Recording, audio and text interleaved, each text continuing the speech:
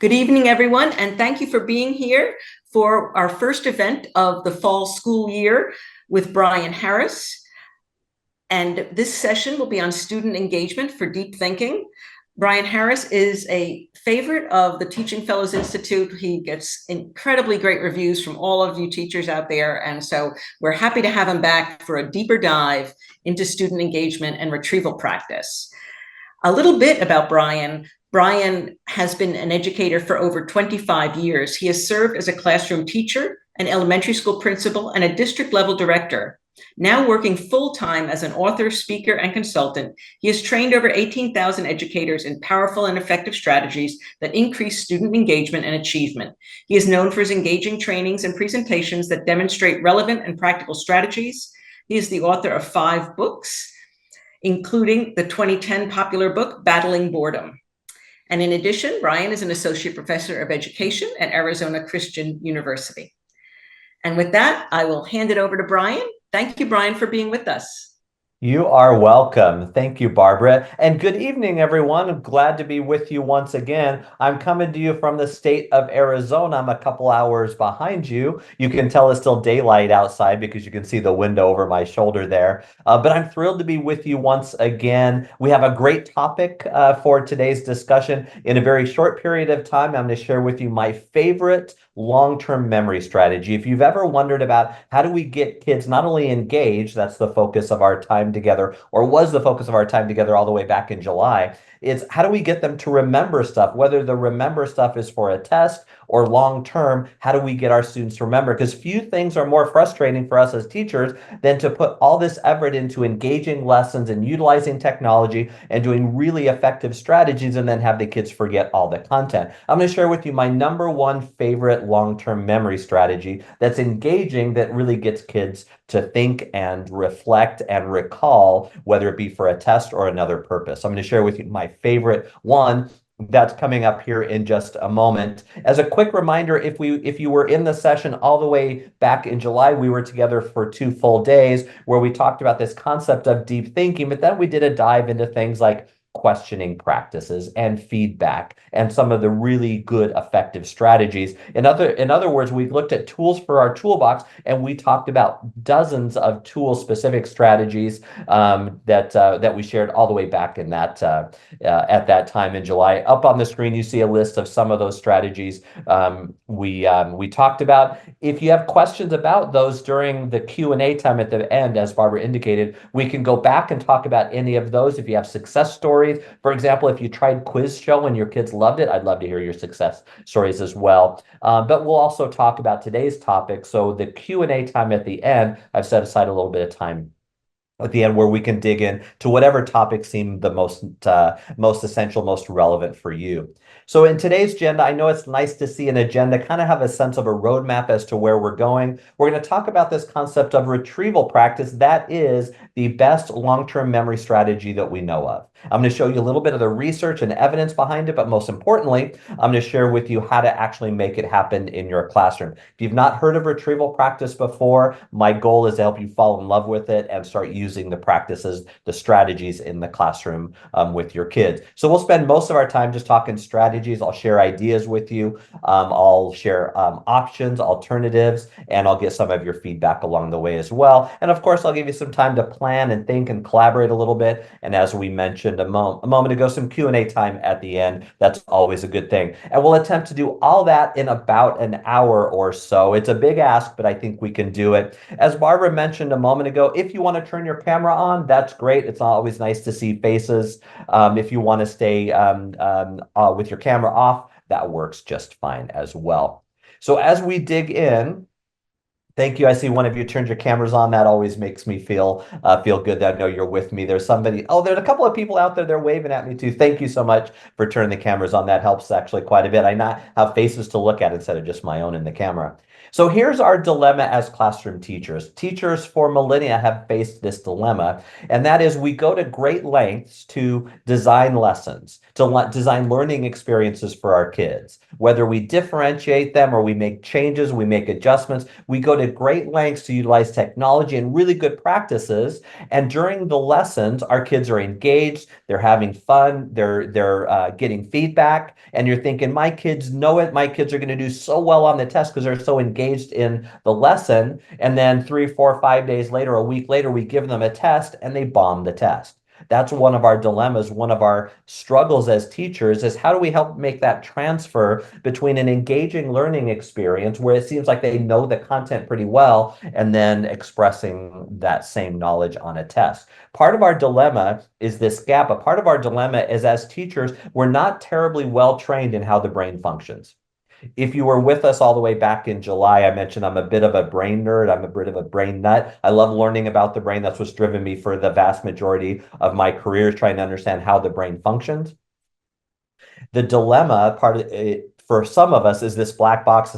As it's not our fault, by the way. As educators, we're just not very well trained in how the brain functions. It's just not part of our curriculum as going to teacher school. They don't teach us a lot about memory or brain function. Not our fault. So as a result, we get into the classroom and we do things that we think are going to be effective, but we don't always know because many of us, not all of us, of course, many of us are unaware about how the brain was designed to work. And I'm going to show you a couple of those ways in today's session to help you make that bridge or bridge that gap between really engaging learning experiences and then experiences that help them actually perform well on some sort of an assessment or a test, because that's really what many of our kids are judged by. It's what we're sometimes judged by as well, test results. So here's how we're going to do it. First, in the upper right-hand corner, you see dialogue bubbles. Anytime you see dialogue bubbles in any form, that just means that we're all going to participate. Feel free to use the chat. If you're in a position where you can use the chat, I'd encourage you to do that. If you're with someone, you can pull them over and have a brief conversation. I'm pulling you in to participate when you see dialogue bubbles. Here's your task. Up on the screen, you see the first 3 questions have a fill in the blank, a close, C-L-O-Z-E. You get to finish those. And then number 4 is A, B, C, or D. What do you think? Without even defining retrieval practice yet. It's a bit unfair because I haven't defined it yet, but I'm going to try here in a moment. What do you think? What are the answers to these questions? Let's take about the next 45 seconds and answer these questions. Here are your answers without knowing what retrieval practice is. It focuses on the expression of thoughts, ideas, and knowledge. It turns out there's a vast difference between impression and expression. Now, part of long-term learning is obviously consumption or impression of information. For example, what I read, what I consume, what I listen to absolutely matters in my long-term learning and understanding of something. I need to listen to people, I need to read things. Consumption, impression is important. But it turns out it's not nearly as important as expression. And I'm going to get to that here in just a moment. And we're actually going to do an experiment coming up, which is going to be pretty interesting as well. Retrieval practice is the art or the practice or the strategy of expressing your knowledge about something. The key idea, number 2, is that recognition is not the same as recall. And we're going to do an experiment, again, that I'm going to show you the difference between recognition and recall. Or retrieval is not the same as recognition, not the same as retrieval. So we'll talk about those topics coming up. And number 3, retrieval practice can be as simple as a partner quiz, kind of what we're doing now, although we're virtually together. But imagine this, if you were with someone else and I say, have a partner conversation, just have a brief quiz, you're quizzing each other. It could be as simple as a partner quiz or a quick write. I'm going to show you lots of other variations of that as well. And number 4, it's got a 7-4 effect size, which is a nice high effect size. Let's jump into this. By the way, what you just did was retrieval practice. I'll give you a better definition. But why do we know this works? Or what are some of the indicators that this thing called retrieval practice actually works? Let me introduce you to a couple really interesting people. Oh, by the way, I should have mentioned this earlier. Some of the strategies are going to seem a little familiar if you were with us all the way back in July, and that's by design. I've overlapped some of the strategies so you can see where some of them connect. So if you say to yourself, "Oh, that kind of sounds familiar. Did he talk about that last summer?" I put that in here on purpose. So let me introduce you to two really important people. The first one on the left, Henry Roediger. If we were to make a list of the top memory researchers in the country, he would be on that list. He's a big deal. He's a smart guy. He's like doing the basic exploratory lab kind of stuff. He's the white lab coat kind of guy, pouring stuff into beakers. He's that kind of guy. But he studies memory. He studies brain processes and memory. And he says this: whenever I want my students to learn something, whether it's a 1 hour seminar or a week-long class or a semester-long graduate level course, we always do at least two things. We always do at least two things. We take a quiz or we take a test to quiz ourselves, which is exactly what I just asked you all to do here just a moment ago. I asked you to quiz yourself. He says we take a quiz, we test our knowledge. What I just asked you to do was test your knowledge by way of making a prediction. We always take a quiz and then we write like crazy. We do a lot of writing because writing is thinking. If you want to remember something, start writing about it. Writing is absolutely thinking.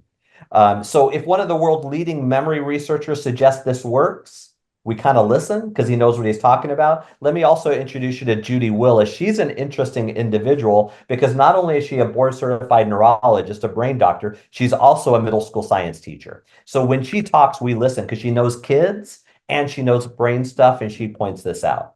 When we make a prediction, our brain's a bit of a prediction machine. When our brains make a prediction, it wants to know the answer. Oh, Judy was a TFI speaker years ago. Oh, that's awesome. I'm sorry I missed her. She's just absolutely amazing. She's not the only one who points out that your brain's a bit of a prediction machine. But when our brains go into prediction mode, it wants to know how the story ends.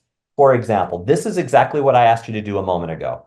I said, make a prediction. Do you think the answer is A, B, or C? What do you think? What words go in each of those blank lines? Your brain hit into prediction machine or into prediction mode. And it turns out when you make a prediction, your brain wants to know the answer. Even if you're not all that invested and interested in the actual topic, you might not love this brain stuff as much as Bryan loves this brain stuff. But if you made a prediction, you want to know the answer. Because I could have done this. I could have said, hey, everyone, dialogue bubbles, take a guess. What do you think goes in there? Put answers in the chat or talk to somebody. Then I give you 30, 45 seconds to do that. And then I say, okay, welcome back. Now let's continue. But imagine I didn't give you the answers. You'd be waving at the camera and say, wait, go back. What were the answers? Because as soon as our brain goes into prediction mode, because we've retrieved, we've guessed, we've predicted, it wants to know the answer. And it turns out this process is as short and as simple as 3 or 4 questions is better than just telling someone the same exact stuff. Because I could have done this. I could have said, good morning or good afternoon, everybody. Welcome. So today we're going to talk about retrieval practice. Retrieval practice focuses on the expression of information. And so imagine instead of blank lines and guesses, I just had talking points. And I told you the same exact stuff. Not nearly as effective as if you made a prediction, you retrieved, you guessed, you expressed. For those of you who like equations, if you're kind of into math, here's a pretty good equation for learning. Retrieval, which is an expression in this case, plus pretty immediate feedback equals learning. So retrieval plus feedback equals learning. In this case, I gave you that feedback. I helped you error correct if you made an error pretty quickly. I didn't leave you hanging for 20 minutes. So you made a guess. You said, I think it's a 7-4. I think the answer is B. And then within a couple of seconds later, I gave you the right answer. So if you had guessed B correctly, you're like, yes, I got it. If you had guessed a C, the answer was C, you're like, oh, I was close. It's better to take a guess, get feedback, than just being told the same exact information. Let's continue on this idea here in just a moment on retrieval practice. So some of the sessions I do are on memory. I have what I call my 7 super simple memory strategies or memory secrets. This is one of those. We could do a super deep dive into any of those. If you're interested in memory stuff, let me know afterwards and we'll talk a little bit more about any of those ideas. But in a nutshell, for those of you who like a discrete, to the point definition, here you go. I hinted at it earlier that learning, in this case, we're going to think learning that results in long-term memory or long-term changes, certainly is influenced by what we consume, what we read, and what we listen to. Um, but it's more influenced by how much we express that same exact knowledge that we're learning. So again, because we've met, most of us have met before, I'm a bit of a brain nut. I love this brain stuff, specifically memory. I love this stuff. I know quite a bit about the memory stuff. I know quite a bit about the brain, but it's not because I have a high IQ. It's not because I have a good memory. I have an average IQ and probably a below average memory, if you ask my wife, right? I know this brain stuff not because I'm smart. In fact, that's sometimes kids think that. They think, well, you're good at math because you're smart. And you look at that kid and say, no, I'm good at math because I work hard at it. I'm good at this brain stuff, not because I'm smart, not because of my IQ. It's because I don't shut up. I'm talking about this stuff all the time. I'm expressing constantly. So what I read matters, right? Look at all those books over there. What I read, what I consume, what I listen to, all of those things absolutely matter for my long-term memory. But what matters more is what I do to express that knowledge. It's less about consumption and more about expression. That's the main idea. Here's another way to conceptualize the concept of retrieval practice. Then I'm going to show you a whole bunch of strategies to make it happen.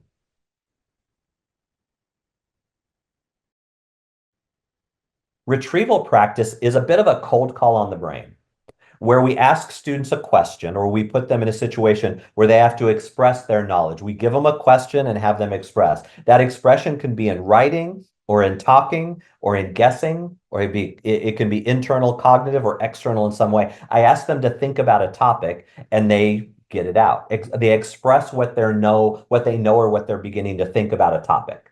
Then they get pretty quick feedback, which is better than just telling them the same exact information. It focuses on without looking at external information. We do this sometimes with kids, especially older kids. We say something like this. We say, students, we're going to have a test in about 10 minutes. Get open your notebook and review your notes. That's very limited in its effectiveness. That's pretty good if a kid has a decent short-term memory. But reviewing my notes is actually a lousy learning strategy. And I'll show you why here in just a moment.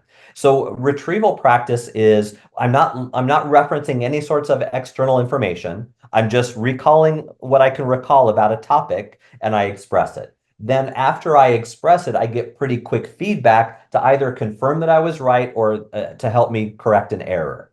That actually is much better for learning than merely being told the same exact information. Here's another way to think about this idea of retrieval practice. I'll pause so you can read.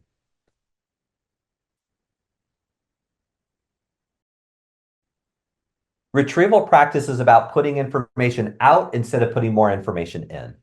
You've probably noticed that some of the students that you've worked with, you're trying to cram more and more and more information into their brain. So sometimes we do level 2 or level 3 interventions, and we just try to pour their, for example, say they're behind in reading.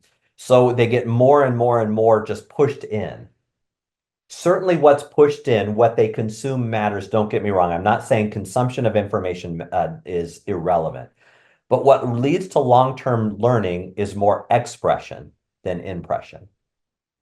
I mentioned earlier, I know a bit about this brain stuff, not because I'm smart, but because I don't shut up. I'm also willing to bet this.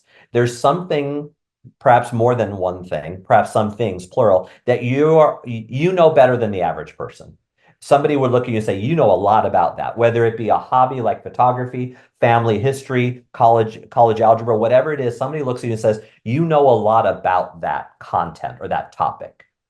What's really built your depth of knowledge is the fact that you've expressed it for years.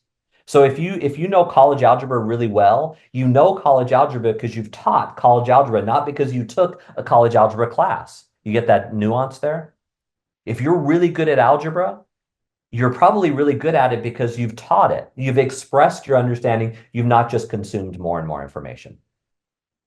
Here's one of the more interesting, beautiful slides in the entire presentation, and it focuses on this idea that long-term learning is really built on expression more than impression. It's about getting the information out of ourselves in multiple ways, and I'll show you some of my favorite ways coming up. rather than just consuming more and more and more. It's about expression, just like whatever you know well, whatever you're the expert in, you're probably that expert because you talk about it a lot. You express it about, you write about it. You're doing something with the information. You're not just consuming more and more information. That's an important note. All right, it's time for audience participation. And here's what we're going to do. You're going to need something to write with, like a pen or a pencil, and then somewhere to do a quick draw. By the way, don't worry, you're not going to be sharing this with anybody unless you choose to. But you need something to write with, like a pen or a pencil, and somewhere to do a quick draw. That, by the way, could even be a really tiny Post-it note or a piece of paper, doesn't matter where. Here's your task. So you got to look at the camera and say, Bryan, I promise I'm going to play. I'm going to do this experiment, because if you do this experiment, I almost guarantee you're going to want to do it with someone else because it's that good. Here is the task. Draw the front of an American penny. Without looking, don't go through digging in your purse or in your pocket or in the junk drawer trying to find a penny. But just from memory, draw what a front of a penny looks like. It's not a trick question, normal, good old-fashioned penny. Draw the front of a penny.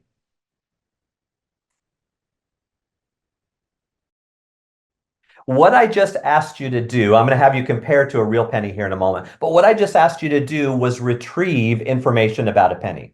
I didn't ask you to recognize a penny because there's a massive difference. What I asked you to do is, without looking, without studying, without referencing a penny, without looking at a penny and then drawing from short-term memory, I say, what do you recall about the front of a penny? What goes on there? What are its characteristics is essentially what I asked you to do, which is retrieval, which is a very different mental task than recognition, and I'm going to prove it to you here in a moment. So compare your drawing to a penny. Terry's saying, "Oops, well, I got probably the nose is pointing in the opposite direction." Yeah, that's probably what that's very common actually. A lot of people who draw a penny just kind of do a basic silhouette, which you can't tell which way the side view is going. That's pretty common. But for those of you who didn't turn the camera on, did you have "In God We Trust" arched over his head?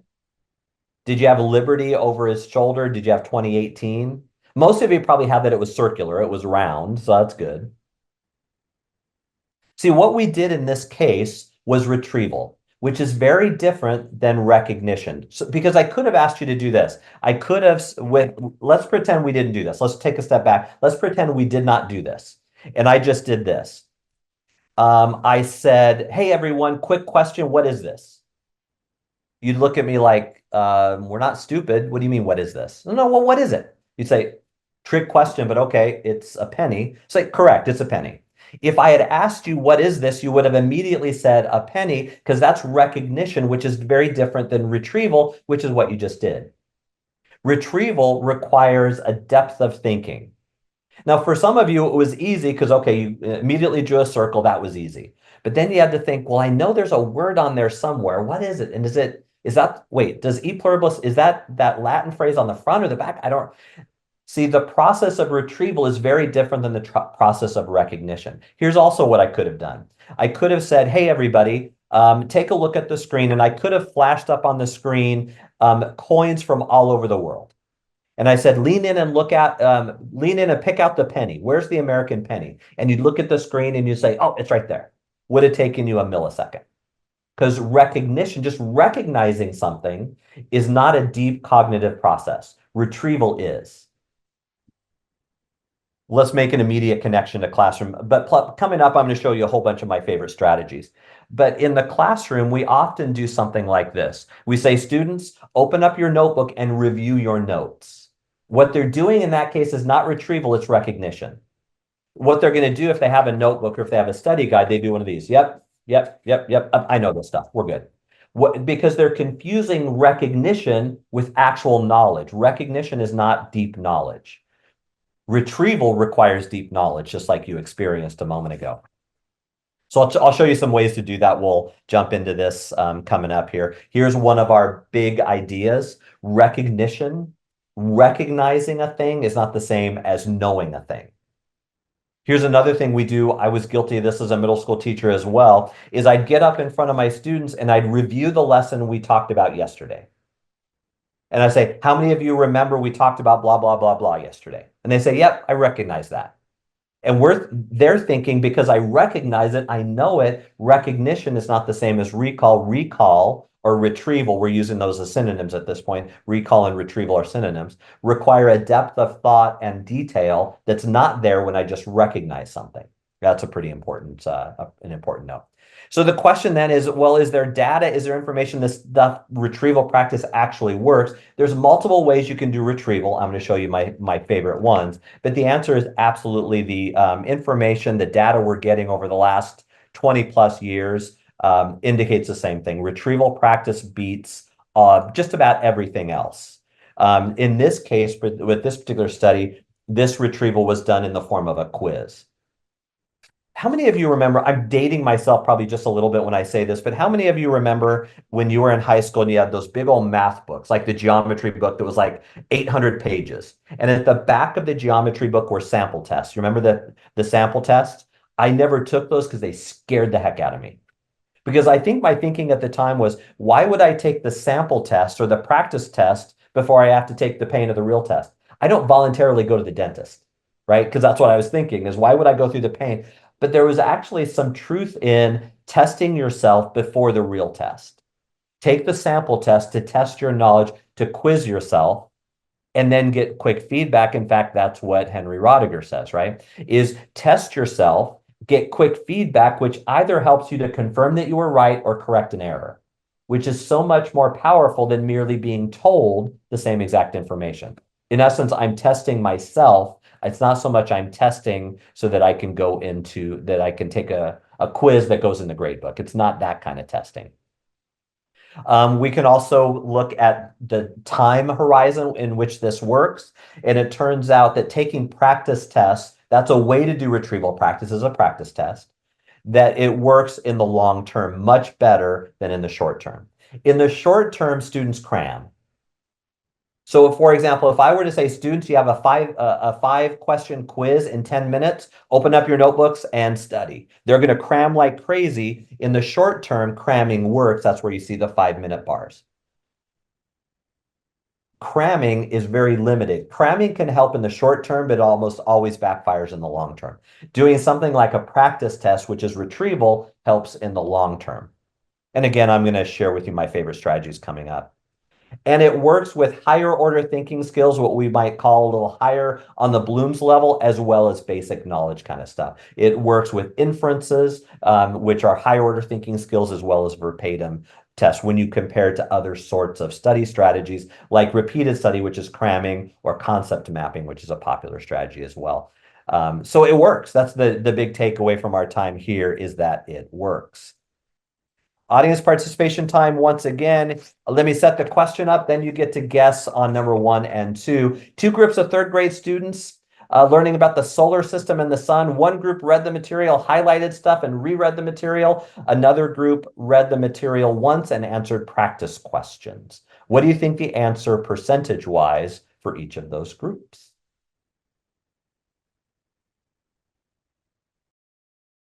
So imagine this, two groups.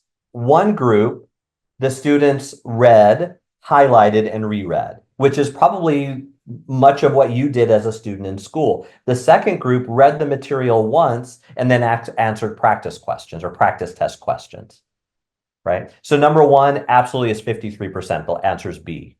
On a follow-up test, those students remembered about half of the material, at least in this form on that particular quiz or that test. The group that went into the process of reading it once and answering practice questions, they got 87% right. It works. It works in the real world. It works with a wide variety of students as well. So we can even look at effect size research. And when you look at high school students who are doing retrieval practice, depending on the study, that effect size ranges from 0.69 all the way up to 1.54, which is massive. You won't find too many things larger than a 1.5 effect size. So one of the reasons it works, going back to Dr. Rodiger, is he says things that help us to learn something quickly, like cramming, works pretty well in the short term, but they almost always are faulty in the long term.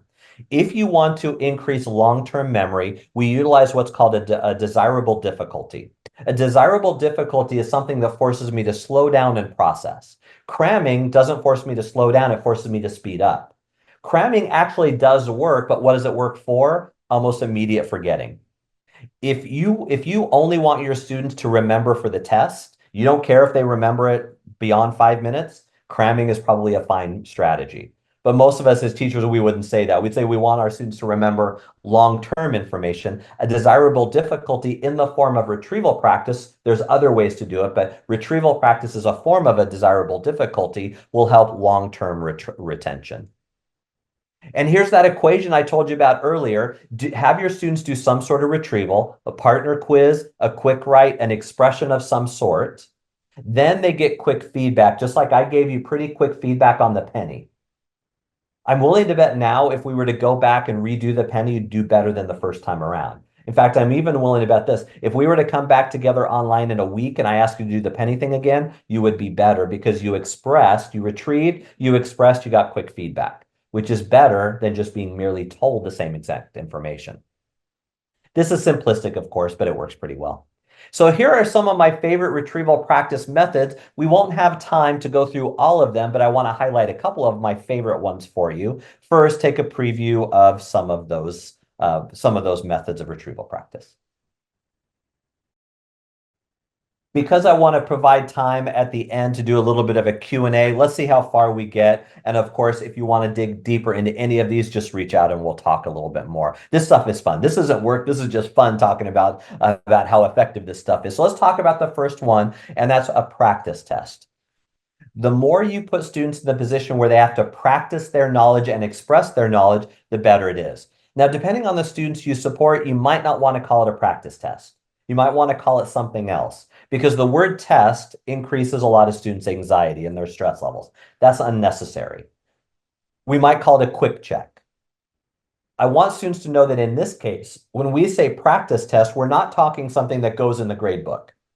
We're talking a way to practice our knowledge. We're a way to practice and test our knowledge. When we do a lot of practice tests before the real test, things are better for students. And if you think about it, if you haven't made this connection yet, when it comes to the real official big tests, the stuff that goes in the grade book, they have to retrieve like crazy, don't they? But if all of their getting ready for the test was recognition, and then in the real test they have to retrieve, they're not practicing like they're going to play. Because when they take a test, they don't have their notebook in front of them. All they can rely on is their memory. But many of our students, the way they prepared for that test was only by doing recognition-based activities, like reviewing my notes. But then when I have to take the test, I have to retrieve, which is very different, which is why many students struggle when it comes to the test. So back to this idea. Perhaps just call it a quick check. We don't want to say a test if that freaks them out, but that's essentially what they're doing, is they're testing themselves. So this is an interesting study done a number of years ago on college students. And here's what they asked them. They said, what do you think works best for you? Studying like crazy, we call that cramming. Number one is cramming. Number two, study like crazy and then take a practice test before the real test. Or number three, study fewer times, take more practice tests. So they asked students, what do you think works best? And this diagram, the two diagrams you see on here are pretty challenging. They're pretty loaded, but pretty simple to understand at the same time. First, let me pause for a moment, lean into the screen and take a look, and then I'll decipher what you're looking at.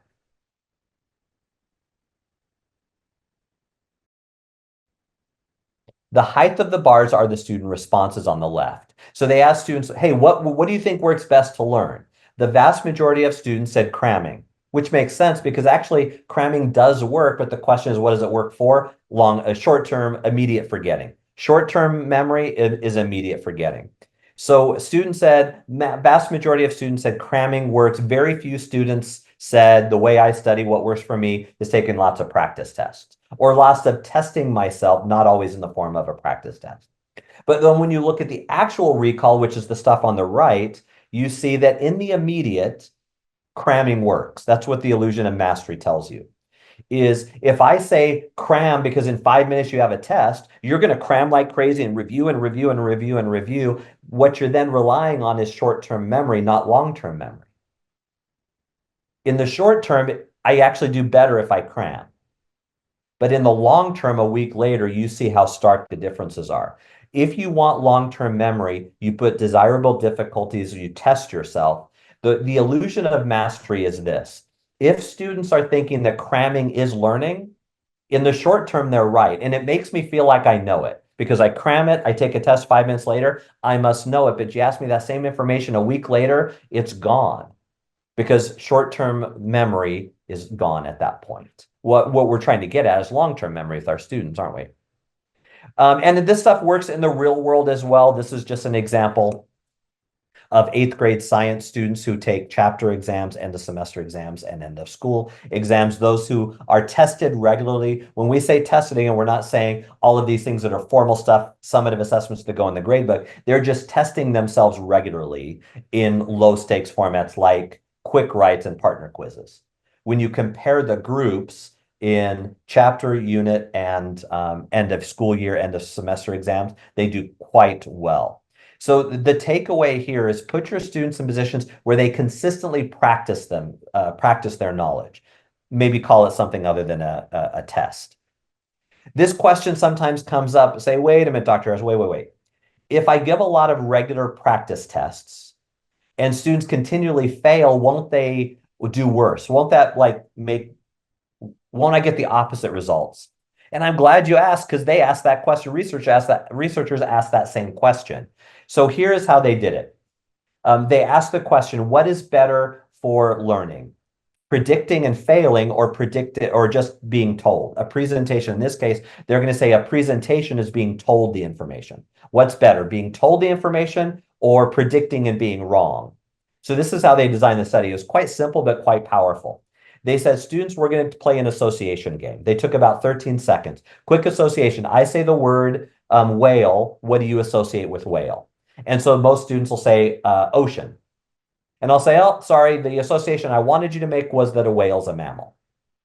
It turns out what's in red up top is better than what you see on the bottom. And this is what we do all the time with students. We say, students, I want you to know a whale's a mammal. What's a whale? It's a mammal. Everybody say, a whale is a what? It's a mammal. Okay, now we all know as a whale is a mammal because a whale's a mammal. What is it? It's a... So we repeat, we tell. That's not as effective as if they make a prediction and guess, even if they're wrong, but they get quick feedback.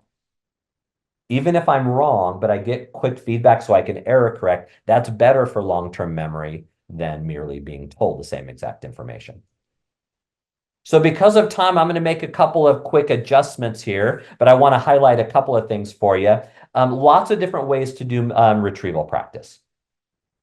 Practice tests are one of them. When I say low stakes, I mean, we're not putting this stuff in the grade book. It could be part of your bell work. It could be part of a journal writing activity when students start the morning. Give students opportunities to think about a topic that you want them to master, express it in some way, and then get quick feedback. So much better than just being told the same exact information, just like the penny quiz we did just a moment ago. With that said, let's look at the second strategy on our list, and that's the use of flashcards. Oh boy, do I love me a good flashcard. The world's oldest technology, but they work really, really well because if you think about what is a flashcard other than on the question is on the one side or the prompt and the answer's on the other. Flashcards are beautiful, beautiful tools. And they don't have to be just vocabulary kind of flashcards or math flashcards. Those are fine. But there's a whole different number of ways we can do what we often call card sorts. So in the examples you see up on the screen, you see where there are examples and answers, and they had to sort by using these sort of flashcards. They become a bit manipulative in that case, or the use of a manipulative kind of idea. So putting cards in their hands where they have to sort, where they have to organize, where they have to express, and then they get quick feedback are beautiful, beautiful toys. Good tools. Good old flashcards are great, great tools. Here's some more examples of typically used with older kids where they're doing some sort of sort where they have ideas that they're connected to. We sometimes think of flashcards, well, that's what they do like in kindergarten and first grade when they're using their math facts. Turns out flashcards should be used in a wide variety of ways. And students can test themselves. They look at the flashcard. On one side is the question, on the other side the answer. They look at the question, they think about the question, they express the question, then look at the back to confirm or to error correct. You can put partners together to do these same things. Good old-fashioned flashcards are wonderful. Another reason they're so helpful is they're easy to prepare, they're easy to get ready, and you can use them at the drop of a hat. In a moment's notice, you say to your kids, hey, we've got an extra 5 minutes, let's get out our flashcards and test each other. And kids actually like using flashcards. In fact, I use flashcards with my college students. In one of the classes I teach, which is on assessment, it's heavy vocabulary, some vocabulary terms that some of my students struggle to master. Validity versus reliability, norm reference versus criterion reference. You remember some of those. What we do in this class is flashcards. I make them bring a stack of 100 flashcards, and they bring them, and we deal with them in class all the time. Good old-fashioned flashcards are wonderful. They're actually quite sophisticated tools because I think about a question or a problem, I express, then I get immediate feedback. They're pretty powerful. In case you don't believe me, if you want to get ready for the exam to go into medical school, you can go to Barnes and Noble and they have flashcards for medical terminology. So they're using them all over the place. The takeaway with this is flashcards aren't just for little kids. They're not just for little kids. So I'm going to make a couple of quick adjustments here. I'm going to skip ahead. If you're looking at the handouts, I'm going to skip ahead. I want to show you a couple of things because I want to add some time into our session for a Q&A here coming up as well. If you want to learn more about retrieval practice, one of the best resources out there, retrievalpractice.org is actually the name of the site. You can access that site and they have tons of free resources. They have blogs, they have posts, they have examples, things you can do with kids to help students understand what retrieval practice is, but then they show you lots of different ways to go about getting students good at this thing called retrieval. So there's a really good resource, a free resource if you wanted to access that as well. As I'm making adjustments, I'm going to jump ahead to this one. Here's another way you might do retrieval practice. This might be one that I shared all the way back in July as well, so it might look a little familiar. But if you want students to work together to quiz each other, whether they're using a stack of flashcards or they're looking at questions on the board, put students in pairs and have them go through some process like this. One student asks their partner a question. And in the circle right below that, you say, don't forget to give them time to think, give them some processing time. If they give you the right answer, tell them to repeat or rephrase or elaborate. That's in the green box in the upper right. This is just a flow chart that works quite well. But when you put students in pairs, don't just say quiz each other, give them a process. On the bottom, if we follow the flow chart towards the bottom, ask your partner a question, give them time to think about it. If they give you the wrong answer, say something like, that's okay, this is a tough one. Then give them a hint like, oh, this is the term that starts with an R, right? You give them a hint. If they still give the wrong answer, then you tell them the right answer, but then you ask them to rephrase, repeat, elaborate, and you go through the whole process again. Giving students opportunities to express. That's really the point, is we want to give students lots of opportunities to express. And if you look at all of these strategies, they're expression-oriented strategies. They're concepts, they're ideas where we want students to get it out. The more they express and get quick feedback, the better it is. Whether it's remembering to give them some wait time, where we pause the question and just remain silent, or whether we do lots of writing-based activities as well. So a few more ideas, and then I'm going to throw it back to you guys for the end. This hour is going by really fast, but I want to give a little bit of Q&A time. Does retrieval practice impact test anxiety? They did a study on this one, which is really pretty interesting. Does retrieval practice improve or make it worse? What about this test anxiety thing? Because if we do a lot of tests with kids, won't this like increase their test anxiety? And it turns out of the 1,500 middle and high school students, 72% reported a decrease in test anxiety when they did a lot of retrieval practice. And here's why.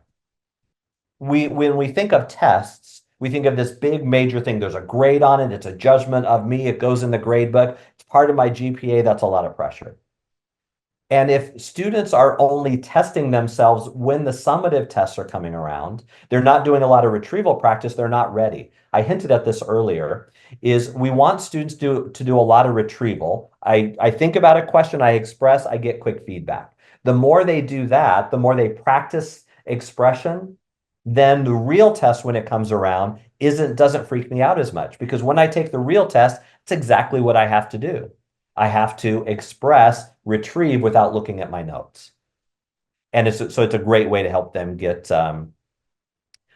ready. So a couple last ideas, then I'll throw it out to a Q&A for you all. One of the reasons this retrieval practice works is something that you've heard about probably before, but you not know where it comes from. So this is Herman Ebbinghaus, all the way back in the 1850s. He's the one who first discovered this idea of a forgetting curve. And he did his original studies on himself. We can't get away with that today, but he tested his own knowledge. He wanted to find out, when it comes to remembering word lists, how quickly does my memory decline, in other words? Because he noticed the longer the time goes, the more likelihood that I forget stuff. But that's something you already know. And he found that in the immediate, I tend to remember all the words on my list. But if you ask me 20 minutes later, 2 days later, a week later, my ability to remember that stuff dramatically decreases. This is called the forgetting curve. You've seen this with your kids all the time. In the immediate, they know it pretty well. In the long term, they forget it because they don't do as much retrieval. They just do consumption. It's about expression in retrieval, which leads to long-term learning. This is the same information about the forgetting curve, just put into a pictograph that helps you understand this concept. Is our brain is designed to weed stuff out and forget stuff. Your brain isn't designed to remember everything. It's designed to be pretty picky on what it remembers. Retrieval practice essentially is this. This is a kind of a silly analogy, but it works pretty well. If I meet you once, I'm probably going to forget your name.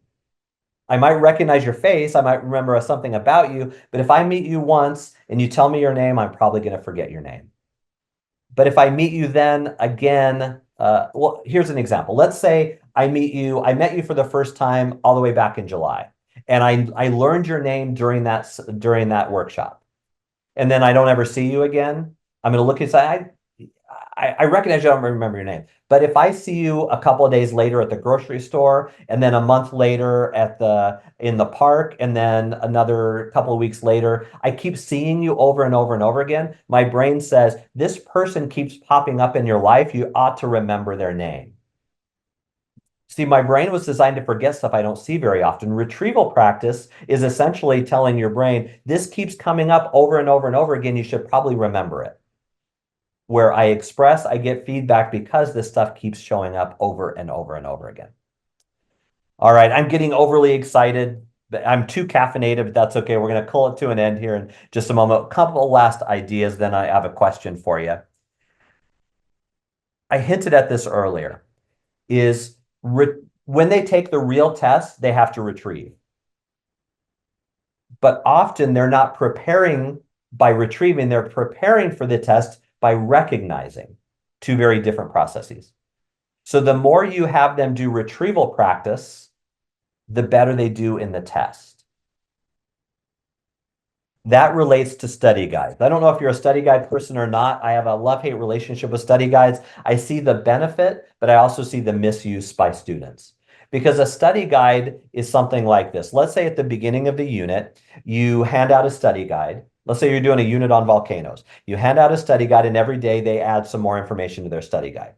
So Monday through Thursday, they answer some questions. They're adding information to the study guide. Maybe the study guide's interactive and there are pictures and there's vocabulary and there's questions. It's great. Then on Thursday night, you say, students, we have a test tomorrow. Go home tonight and study the study guide.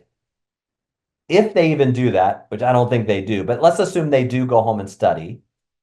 What they do is they pick up the study guide and they do, yep, I know this. They're recognizing the stuff that they put previously on the study guide, but they're not retrieving.